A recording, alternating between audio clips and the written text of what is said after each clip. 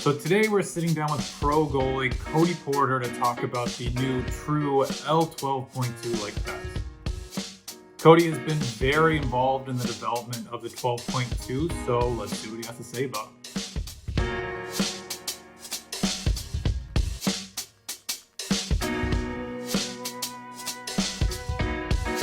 Hey Bones, thanks for taking the time to have me on. I look forward to discussing the True by Lefebvre L12.2 pads. Lots of exciting stuff. Hope all is going well for you in Tennessee. Things are busy on my end, but that's a good thing. Let's get to it. Yeah, so before we jump right into the 12.2 leg pads, you've been working with Lefebvre over the last year or so. What has that experience been like? Yeah, the experience has been really good. It's taught me a lot about the equipment industry and really what it takes. There's a lot of things that obviously you think of, but there's so much more that you don't think of. It's been a little over a year since I first reached out to Patrick Lefebvre, and we just, kind of started building that connection. Obviously, they're a big name family and very historic in the goalie gear industry, but yeah, it was all very natural. Obviously, I wore his equipment in junior, and it was about January last year, so it would have been January 2020. I got his contact info and reached out to him, and he set up a time to talk, and we just kind of hit it off from there. And it taught me a lot. It taught me about what goes into the equipment, and there's so much thought behind it. And the big thing I learned was for every one decision that's made, there's about 50 decisions that are discussed. And I know that's a big thing in business and management, and it's really evident here in the gear industry. But yeah, it's been really cool to be able to, kind of see what they're doing and kind of give my opinions on, what I think can be improved. Not that there's a lot to improve. I mean, they're geniuses in this, and just to be able to have the opportunity to be around them and, kind of see what they're doing and them ask me my opinion on it. It means a lot, and I'm very grateful for that opportunity, and I'm very thankful that I've had the opportunity and the privilege to meet the family on a personal level and to be able to discuss products and go over specs and what can be improved, what can be changed, what can be modified. So it's been a really great and rewarding experience. That's awesome, man. So, kind of getting into the pads a bit, I know you were previously in a set of L20.1s. Getting into the new 12.2s, how do these pads kind of differ? As it relates to the comparison between the 20.1 and the 12.2 pad, you're going to be looking at the 20.1 pad is a very flat face pad. It's got a different boot angle, and it's a blocking style pad, but it's very mobile. It's very light. I think it's the most technologically advanced pad that there is. This is a great pad for a goaltender that wants a flat face pad.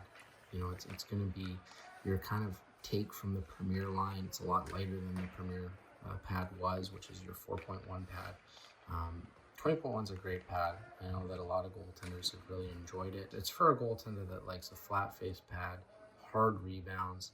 It's going to feel a little bit more like a boxier pad, which I know some goaltenders like. For me personally, I like a bit more of a pad that kind of moves with me a little bit. Not that the 20.1 doesn't, but I like a little bit of a softer pad. And that's what you're going to get in the 12.2. You have the option to make it stiffer or softer, but your 12.2 pad is a continuation of the 12.1 pad, which is a continuation from the previous line of E-Flex. So if you were an E-Flex goaltender, you're probably going to like the 12.1 or now the 12.2. And if you are a Premier style goaltender, you're going to like a pad like the 20.1. So it really comes down to personal preference. I really think that Lefebvre and True by Lefebvre has given goaltenders the best of both options. If you want a flat face pad, get the 20.1. If you want a pad that's got flattened knee rolls now, the knee rolls are flattened, get the 12.2. And the great thing is there's so many custom options that you can build a pad that you want. For example, for me, I got the 12.2 prototype set, thought it was a little soft for my liking, no problem. On the new set, it's extra stiff with a pre-curve. It's one of the stiffest pads I've ever had, but because it's so mobile in its shape, it doesn't feel like I'm wearing a box on my legs. So, and the rebounds kick off really hard. So it's really personal preference. Do you want a flat face pad? Do you want a pad with knee rolls, even though they're flattened knee rolls? And those are your options. So really goaltenders can choose what they want. If they want something that's a little bit stiffer, a little bit more boxy in a good way, they can go with the 20.1. If they want something more like an E-Flex style or 12.1, then the newest model of that would be the 12.2. Nice, man. So in working with the L12.2 prototype pads and now getting your hands on the final product, what kind of specs have you gone with? What were the differences between the prototype pad and the final product that you have? Yeah, seeing the product through the developmental phase and the testing phase, it was interesting. I'll be completely honest. The first time I saw the pad was when I was in Montreal last August, and at that time I was in a 20.1 pad, which is a tremendous pad. I like it a lot, and I know a few weeks prior to that, Pat had asked me, what he thinks are some minor tweaks that I think would be beneficial on a pad, and nothing was discussed about the 12.2 or anything like that. Just in general, he just kind of threw it at me like, what do you think are some minor things that could be tweaked? And I know for me, the one thing I've always been harping on for years now was I don't like the cutout on the inside of the sliding surface above the knee. I wanted to get rid of that. It's if you look on the inside of the 12.2 pad, there's one cutout on the lower part of the inside of the sliding surface where the knee is, but there's not an upper one. And I know that was something that was on the 12.1 pads that have been on the E-Flex pads for years. I believe they still are. And I've just found that over time, with that second cut there, it creates there to be a gap in the 5-hole seal. And by eliminating that sewing cut and making it a little bit thicker up top, you really get a hard drive down to the 5-hole, and that's been something I've noticed a lot. The demo pad, the first one I wore in Montreal was actually a different pad than what I wore when I was in Europe. Some minor tweaks. When I got the original pad, it was single break internal and external. We went with my NHL LDS size, which is 33+3. And I wore those over in Europe, and it felt great. The rebounds kicked off pretty hard, and the flex was good, and the mobility was really good. And obviously with the new FRS system, the pad rotates unbelievably. But really that was the big thing. Like rotation was one thing that was really important, and just little details. But I mean, it was already a great product. You could tell that the entire Lefebvre family really built a quality product. And there wasn't much to change. I mean, it was on the ice with them within 30 seconds. I was like, holy, this is a really good pad. So to be able to take that and then transition it to a newer pad, which I wore in Europe, to kind of use it for four or 5 months about approximately, and kind of see what I like, what I don't like. And there wasn't much that I didn't like, but I loved the new boot angle. For me, I found that I wanted something a little bit stiffer in terms of, not that it's a soft pad, but obviously when you have an internal and an external break, it's going to get a little bit softer. And on the newest pads I have, it's a bit stiffer. It's a new pre-curve, no break internal, no break external, soft boot. It's got an extra hard foam for rebounds. The rebounds shoot off them. We've obviously, on the 12.2, there's the new thin knee rolls. It's a slightly different FRS system than the 20.1s. Some things I notice about the pad is the 5-hole seals. It's the best yet. I mean, from the first time I wore them to the 6-month mark in them over in Europe to the new set, very rarely, if at all, do pucks squeak through the 5-hole when the pad's already driven down to the ice. That's the first thing. As well too, the rotation is really well balanced. You're not getting that triangular hole that you can sometimes see in the boot. That's sealed off, just better balance. The cushion's a little bit bigger under the FRS, giving a little bit more support. As well too, the knee block is it's a little bit more stable on the newest ones I have compared to before. It's a very stable knee block. I chose to go with no elastic coming from the knee. I went with a leather strap instead. Partial to that is because of the FRS system. But overall, just really impressed with the pads. As I said before, the getting rid of that notch was a big one, and that was something that I felt would be very beneficial to goaltenders. And the boot angle is slightly different. There's no more binding on top, and It's a light pad. It's a really light pad. It's lighter than the 12.1. There's so many customizable options. You're not stuck into, a 1 or 2 system. You've got a limited amount of options to really build a pad that suits your game. And yeah, I've been so impressed with the new 12.2 pad. It's built in Canada, built by the Lefebvre family. Obviously, True has partnered up there, and it's a great combo. True by Lefebvre is a great combo. Being made in Canada by people that have been doing this for a very long time. They want quality. They expect to be, put out the best materials. And, I visited the factory on several different occasions, and every time I'm there, the attention to detail is beyond belief. Like, if one thing isn't perfect, they'll do it again. And that's really cool to see, to know that something's being made in Canada by people who really care about what they're doing. That's a huge testament to them. And to have that new product coming out, it's exciting.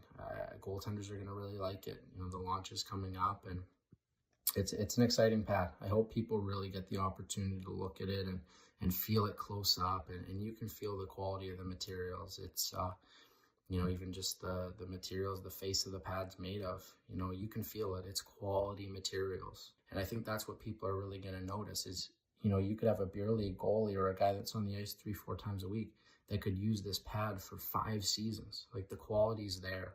And, another thing that I know I've mentioned before, but it's really cool to me. And I know as a younger goaltender, this would have been really cool to know too, that if you order a pad from True by Lefebvre, it's being made with the same materials in the same factory by the same people that are making the gear for goaltenders like Carey Price, Marc-Andre Fleury, and all those guys in the NHL that you see wearing the True by Lefebvre stuff, Connor Hellebuck, the list goes on and on. For me, that's a really cool thing. It's you're getting such good quality, and yeah, it's really good to see. So Cody, COVID has obviously been tough on goalies and players alike over the last year. It looks like the last year you've been able to play overseas. How has that experience been, and what's on the horizon for you moving forward? Yeah, it's been a crazy year with COVID and a COVID season, and obviously it's been very tough on a lot of families. I know there's been a lot of people who have been affected by COVID, and whether it related to losing their job or obviously worst case scenario, losing somebody that's near and dear to them or a friend. Firstly, I just want to take the time to reach out and just say that for anybody that's lost anybody to this terrible virus, I'm really sorry for that. And it's been a tough time for everybody. So, and for people losing their jobs or kids not being able to play hockey this year, it's been hard. So I just want to take the time to reach out to people individually and just say that if you did have a loss, I'm sorry for your loss. And it's been a hard year. And, that's something that we can't forget about. But in terms of hockey, yeah, it's been quite something. It's been a year of unpredictability. At the start of the year, I didn't know what it would look like in North America. Obviously, a lot fewer teams are playing. So at that point in time, I made the decision to go overseas, playing in the Polish Premier League, which is one of the 13 Premier Leagues in Europe. It's an elite league. And it was a great experience for me over there. It was definitely a little bit of a culture shock, but to be able to go over there and experience the European game, a lot of lateral plays, which was something I wanted to work on, and I was able to over there. And working with the goaltending coaches over there as well helped my game a lot, and just a different style of play. It was fast, and there was a lot of movement, a lot of options. So I liked it. I thought it was a good opportunity for me. I was playing on a younger team, getting lots of shots, lots of scoring chances every game, and I definitely feel I've developed a lot from the time I went there to the time I came back. Unfortunately, I did contract COVID and the COVID variant while I was over there, which was unfortunate, but it's one of the risks I took while going over there. So when it happened, it was one of those things that I was prepared, to deal with. So Europe was great. I learned a lot. Came back to North America a little after January, and just focused on my health, my body, my getting myself to a level that I want to be at, and really working on my game. I had a great 6-week program I did with a bunch of coaches, ranging from strength and conditioning coaches, body coach, massage therapist, chiropractor, goaltending coach sessions with, I'm fortunate to work with Sean Murray, great goaltending coach out of Vancouver. If you're ever in the area, be sure to check him out. And yeah, we just worked on some things. We went over video and looked at what I needed to improve on and what I was doing well, and really built a game plan that put me in a good spot. And it's crazy, like from August to now, I don't think I've ever improved more in a season. And it's been a crazy year. You know, just so much unpredictability. And for me, for example, last week I was in Montreal actually meeting with Lefebvre, and I got a call saying, hey, go back to Vancouver, grab your vehicle. So I flew a red eye, skated, drove down to the States, drove 42 hours, and I signed with Jacksonville Iceman of the ECHL on a standard player contract. And then, of course, because it's such a chaotic year, when the time came to go to the game, I got a call from the coach saying, we got some bad news. You know, we can't sign you because you were in a European Premier League and didn't sign in the East Coast League by a certain deadline that they had, which was a tough thing for me to hear. But at the same time, I look at it like it was an opportunity, and it just gives me more time to prepare for what the next opportunity is and keep looking at my game and what I need to do. And, you know, for me, I expect to have a really big year next season. I think that the progression that I've made from the start of this year to now has been massive. And I love where my body's at. I love where my game's at. And I expect next year to be a real breakout year. I expect to go into whatever league I'm playing and to do really well right away. And as for the rest of this year, I don't know what's going to happen. Obviously, not being eligible for the East Coast League was finding that out for the rest of the year is a bit of a big blow. But with that being said, if there's another opportunity, I'll definitely see what the options are and go from there. And worst case scenario, if this is the end of the season for me, I feel like I've progressed a lot, both as an athlete and as a person, and I'll be ready to hit the ground running next year. Lots of exciting stuff coming up in terms of training this summer and just really working as hard as I can. That's really what motivates me. You know, I've been getting up at 5 a.m. every day and working as hard as I can, watching 3 to 4 hours of video a day. And I want to work. I want to be the best. And, you know, I'm not happy where I'm at, but I feel like there's a lot of room for improvement too. And that's really been something that's been good. I've been honest with myself, and I just want to work and just want to get better and get better every day that I'm on the ice. And I'm not satisfied.